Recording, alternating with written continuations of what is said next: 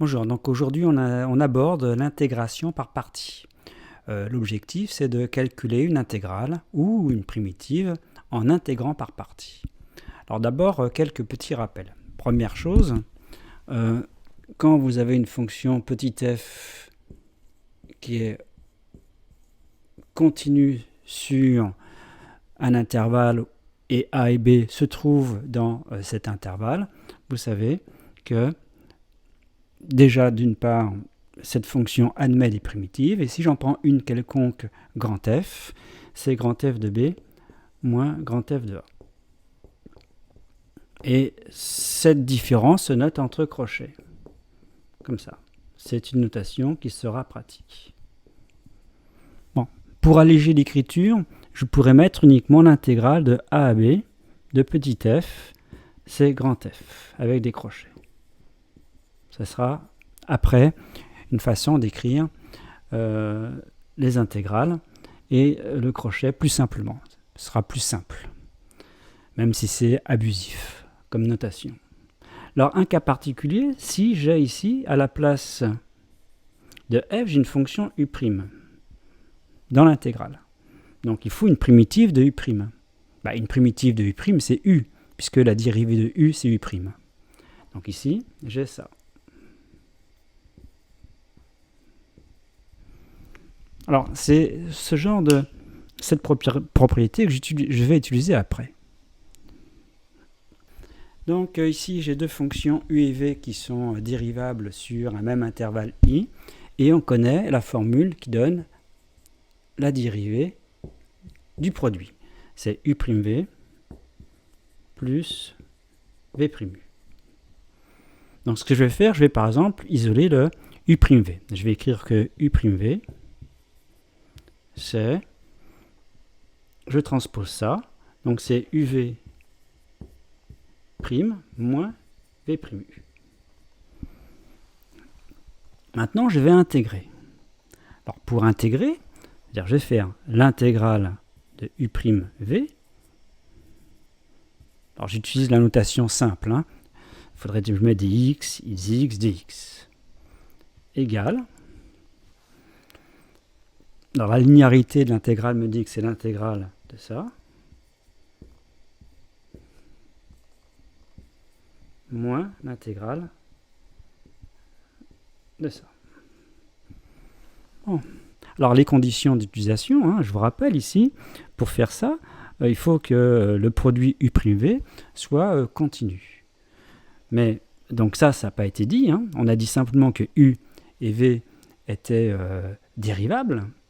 Mais il faut en plus, et c'est pareil ici, que u' et v' soient continus. Donc ici, le passage de là à là, en plus de l'hypothèse que u et v sont dérivables, on doit avoir u' et v' continus. Et dans ce cas-là, on a cette formule-là. Donc ce qui me donne, eh bien d'après ce que j'ai dit tout à l'heure, ici vous avez une dérivée, donc ça revient faire le crochet.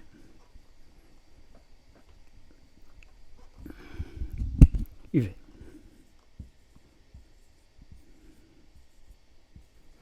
Donc l'intégrale de u'v, c'est le crochet UV moins l'intégrale de v'u. Ça, c'est la formule dite d'intégration par partie que je vais écrire plus correctement. Donc j'ai écrit ici la formule. Bon, j'ai pas mis des x, puisque sinon je n'ai même pas assez de place ici dans la largeur pour écrire tout. Donc on va appliquer dans des exemples assez simples dans un premier temps. Donc, par exemple, je veux calculer cette intégrale. Et on va donc intégrer par partie. Donc ici, vous voyez bien qu'on doit avoir un produit. Donc ce genre de formule s'adapte que si dans l'intégrale, j'ai un produit. Donc ici, j'ai x fois exponentielle de x. Alors, encore une fois, il va falloir identifier u et u' ici. Qu'est-ce qui va jouer le rôle de u' et qu'est-ce qui va jouer le rôle de v? U', v. Eh bien, ce qu'on va faire comme choix, tout simplement, c'est qu'u', ça va être exponentielle de x, et v, ça va être x. Donc ça va être le U', et ça va être le V. Mais si je fais ça, je dois connaître donc U, et je dois connaître V'. Alors, que vaut V'? C'est 1. Et que vaut U? Donc il faut une primitive de U'. C'est donc ici exponentielle de x. Donc en faisant ça, en intégrant par partie, la formule me dit que c'est le crochet UV. Donc le crochet UV, c'est x exponentielle de x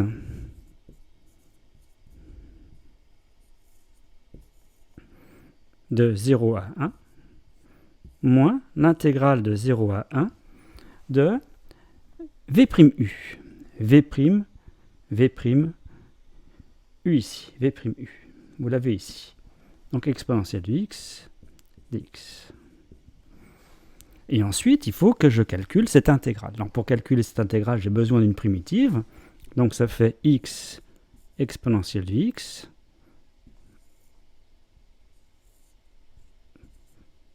moins une primitive d'exponentielle de x, c'est elle-même.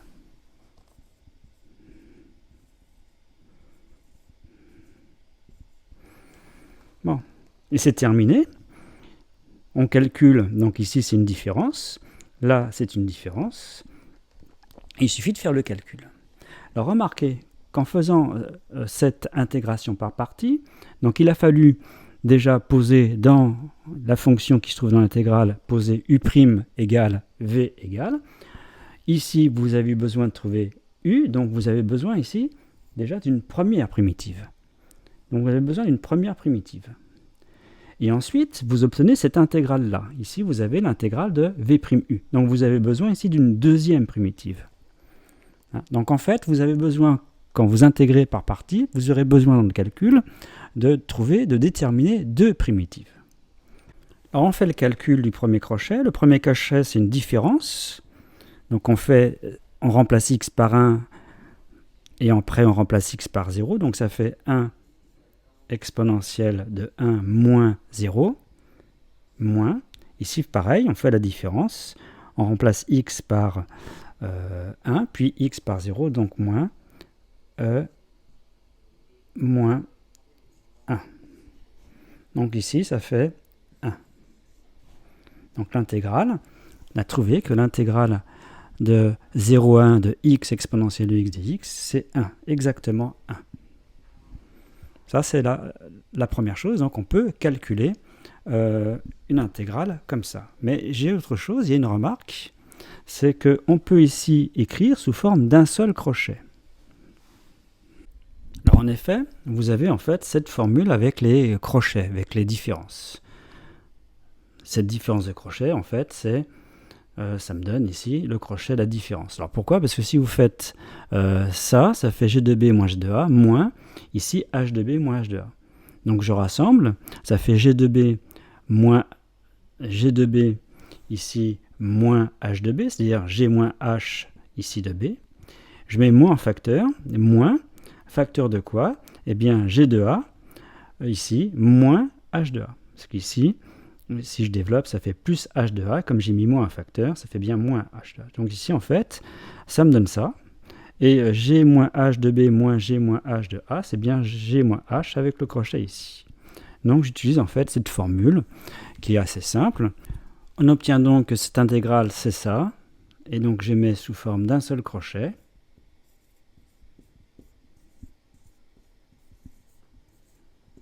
Voilà. Donc du coup, on en déduit que cette fonction-là, c'est petit f, comme il n'y a qu'un seul crochet. Ça, c'est petit f. Ça, c'est grand F. Donc cette fonction-là, x exponentielle de x moins exponentielle de x, est une primitive de x exponentielle de x. Donc vous voyez qu'en intégrant par partie, on peut calculer l'intégrale, mais on peut en plus en déduire une primitive de cette fonction ici. C'est celle-ci. Et si on fait vraiment le calcul intégral par une différence, donc je remplace x par 1 ici, ça fait ici e moins e, et je remplace ensuite x par 0, donc en remplaçant x par 0, là ça fait 0 moins 1, donc on retombe bien sur 1. Donc voilà un premier exemple d'intégration par partie. Je vais en donner d'autres. Alors deuxième exemple, je vais calculer l'intégrale de 1 à e de log de x dx. Puis on déduira d'ailleurs une primitive de log de x. Alors pour intégrer par partie, il faut identifier a, ici, u'v avec log de x. Bon, alors ce qu'on va faire, tout simplement, on va dire que, comme il faut un produit, on va dire que c'est 1 fois. C'est 1 fois log de x. Donc ce qui va jouer le rôle de u', c'est 1, et le rôle de v, c'est log de x. Dans ce cas-là, on remplit ce petit tableau quand on intègre par partie. On calcule u, donc ça c'est la première primitive. La primitive de 1, une primitive de 1, c'est x, et on calcule v'. Ça fait 1 sur x.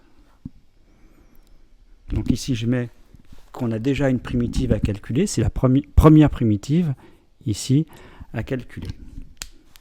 Ensuite, on applique la formule, donc égale. Le crochet uv. uv, ça fait x log de x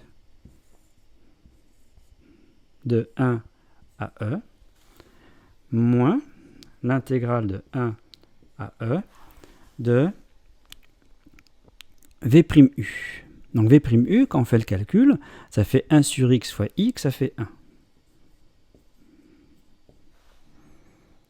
Donc c'est presque terminé. Pour calculer cette intégrale, il faut une primitive de 1, c'est x. Donc ça fait x log de x de 1 à e moins x. Donc là, vous remarquez que vous avez une deuxième primitive à calculer. Deuxième primitive à calculer.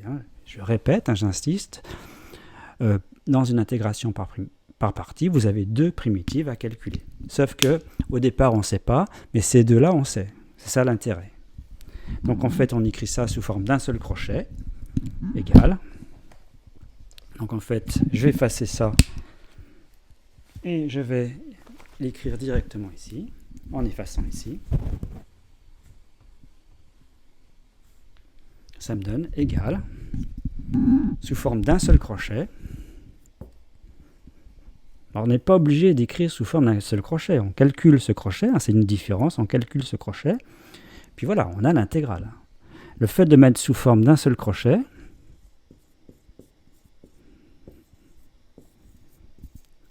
ça me permet d'en déduire une primitive de log de x. Ça c'est petit f, ça c'est grand F. Donc une primitive de log de x, c'est x log de x moins x. Donc ça c'est aussi l'intérêt. Et donc je peux calculer maintenant. Je peux donc calculer.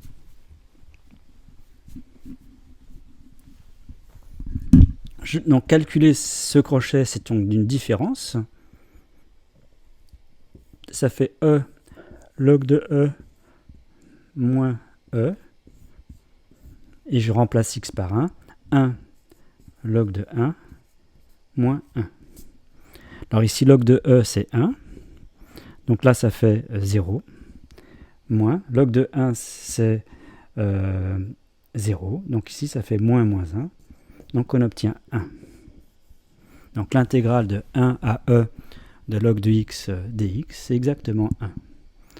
Alors je ne l'ai pas dit tout à l'heure pour la fonction précédente, mais je vous rappelle que quand vous avez une fonction positive, c'est le cas de log de x, la fonction log de x est positive sur 1e, et bien cette intégrale c'est aussi l'aire du domaine situé sous la courbe, et sur l'intervalle 1e. Donc en fait l'aire située sous la courbe de représentative de la fonction log sur l'intervalle 1e, elle vaut exactement une unité d'aire. Donc ça c'est aussi une remarque au passage. Alors un autre exemple intéressant, c'est cette intégrale-là. J'aurais pu mettre autre chose que 0 et 1. Bon, ici d'ailleurs, on va prendre 1 et 2. En fait, je pourrais prendre A et B. A et B étant strictement positifs. Bon, alors ça n'a pas d'importance parce qu'en fait, il y a un double objectif, c'est non seulement de calculer cette intégrale que j'appelle I, et d'obtenir surtout une primitive de racine de x. Alors comment on fait? Si on intègre par partie, donc ça c'est I, alors j'ai rempli tout. Donc c'est comme tout à l'heure avec log de x, j'ai posé U' c'est 1 et V c'est racine de x. Donc U c'est x et V' c'est 1 sur 2 racine de x. Dans ce cas-là, on applique la formule, c'est le crochet UV, donc le crochet UV c'est x racine de x, donc ici de 1 à 2, moins l'intégrale de 1 à 2 de uv'. Donc x fois ça. Donc x fois ça, je simplifie par racine de x, ça fait 1 demi de racine de x dx. Alors je vais sortir le 1 demi par linéarité de l'intégrale. Mais si je sors le 1 demi, ça me fait x racine de x moins 1 demi de l'intégrale de 1 à 2 de racine de x dx, c'est-à-dire c'est i. Alors ça arrive, hein. Vous aurez ce genre de procédé parfois. Donc en intégrant par partie, vous obtenez au départ, vous avez l'intégrale, et vous obtenez en fait une formule qui relie i, c'est-à-dire une équation sur i. Quelle est l'équation sur i? C'est i égale ce crochet moins 1 demi de i. Donc pour avoir i, vous transposez le moins 1 demi de i, c'est ce que je vais faire. Donc je transpose le moins 1 demi de i, donc j'avais déjà i plus 1 demi de i, ça fait 3 demi de i, égale ce crochet. Et ensuite, je divise par 3 demi, ça revient multiplié par 2 tiers, donc ça fait i égale, donc ici je mets 2 tiers, et je peux le mettre ici dans le crochet, donc ça fait 2 tiers de x racine de x, de 1 à 2. De 1 à 2. Donc du coup, cette fonction-là, c'est une primitive de racine de x. Une primitive de racine de x, c'est 2 tiers de x racine de x. Donc voilà un procédé pour calculer une primitive de racine de x. Et évidemment, je peux calculer l'intégrale. Donc je remplace x par 2. Ça fait 2 tiers de 2 racine de 2. Puis je remplace x par 1, moins 2 tiers de 1 racine de 1, c'est-à-dire moins 2 tiers. Donc ça me donnerait le calcul de cette intégrale. Mais vous voyez, en faisant ça, j'ai pu obtenir une primitive de racine de x, comme j'ai pu faire avec log de x. Alors, un dernier exemple avec cette intégrale de x cosinus x dx de 0 à pi sur 2. Donc là, j'ai bien un produit.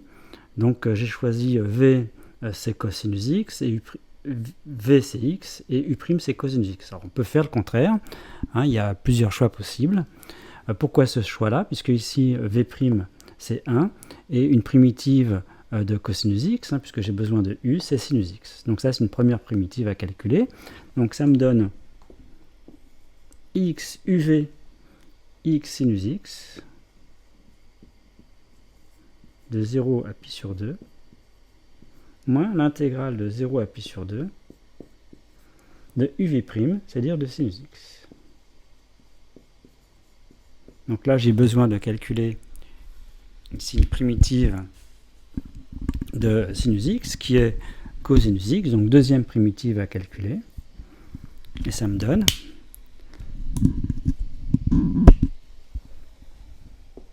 x sinus x.